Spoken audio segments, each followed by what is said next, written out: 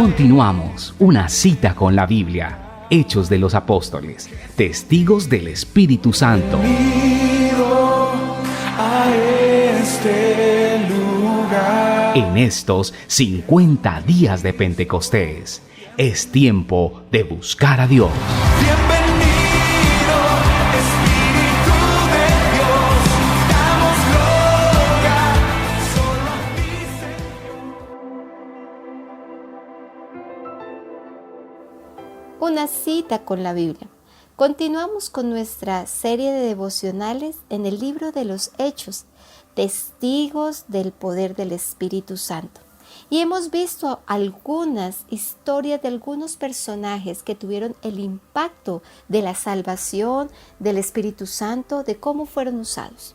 En el capítulo 16, versículo 27 al 34, estaremos viendo la historia de hoy. En este capítulo hemos visto varias historias, cómo el Espíritu Santo dirigía a Pablo, cómo una mujer abrió el corazón para escuchar la palabra y allí ser salva, cómo una muchacha cautiva, presa espiritualmente, fue puesta en libertad por el nombre del Señor Jesucristo. Y por esta causa y por esta razón, Pablo y Silas fueron llevados a la cárcel. Fueron allí castigados, pero ellos tenían una condición en su corazón de adorar a Dios, de cantar. Y es así que hubo un milagro. Y el milagro fue que se estremeció con un terremoto la cárcel y las puertas se abrieron. Ahora continuamos con esta historia y el personaje es el carcelero. Pues dice que después de ese terremoto, despertando el carcelero, vio las puertas abiertas de la cárcel y sacó la espada y se iba a matar pensando que los presos habían huido. ¿Por qué él se iba a matar? Porque él conocía la ley romana, que un carcelero que custodiaba a unos presos, si se le llegaban a escapar, el castigo, la condena iba a ser muy fuerte y cruel y su dignidad iba a ser por debajeada. Así que era preferible el suicidio antes que dejarse condenar porque algunos presos se le hubiesen escapado. Por eso el carcelero lo que pensó inmediatamente fue en matarse. Pero fue cuando escuchó la voz de Pablo, cuando Pablo clamó diciendo: no te hagas ningún mal, pues todos estamos aquí. Y mire lo que pide este carcelero. Dice él entonces, pidiendo luz, se precipitó adentro y temblando se postró a los pies de Pablo y de Silas. Como el carcelero, al escuchar que los presos estaban allí, principalmente estos dos, Pablo y Silas, dice que pidió luz. El carcelero despertó, y no despertó solo para salvar su vida física, también empezó a despertar para salvar su vida espiritual. Ahora no solamente despierta, sino que ahora pide la luz. Y dice que él viene y sacándole dice: ¿qué debo hacer para ser salvo?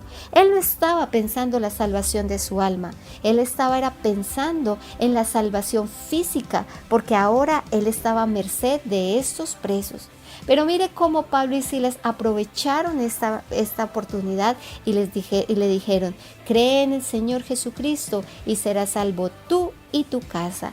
Y dice que le hablaron la palabra del Señor a él y él los llevó hasta su casa, y dice que a todos los que también estaban en su casa. Y en aquella misma hora de la noche les lavaron las heridas a Pablo y Silas, a la familia de este carcelero, y enseguida Pablo bautizó a él y a todos los suyos. Dice entonces que así se forja la iglesia en Filipos, una iglesia que se forja con una mujer que abre su corazón, una iglesia que se forja con una mujer que fue liberada, una iglesia que se forja con el testimonio de dos hombres de Dios que en medio de las dificultades adoran y cantan al Señor, y como el milagro de la salvación.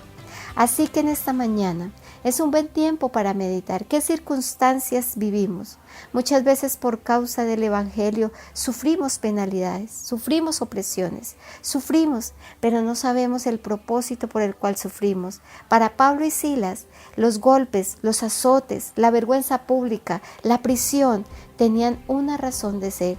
Era que este carcelero iba a ser salvo, y no solo él, sino toda su familia, e iba a ser la semilla para una iglesia que a futuro iba a ser la iglesia poderosa para las ofrendas, para sostenimiento del ministerio misionero de Pablo. Es así que se cumple la visión por el cual el Espíritu Santo le había dado a Pablo. Había un hombre pidiendo ayuda, y quizás era este carcelero que estaba pidiendo ayuda, pero la ayuda llegó no solo para él y su familia, sino para toda una región. Así que en esta mañana te pregunto, ¿qué circunstancias estamos viviendo no para nuestro beneficio, sino para el beneficio de la obra de Dios? ¿Qué estará tejiendo el Señor con todo lo que vivimos, y quiénes serán los que van a recibir ese beneficio? Dejémonos guiar por el Espíritu Santo, y que sea Él confirmando en nuestros corazones cómo hacerlo, de qué manera hacerlo. Oremos en esta mañana. Señor, te damos gracias por tu palabra. Gracias, Señor, porque concluimos uno de los capítulos, Señor, que nos habla de cómo fue que dio apertura a una iglesia.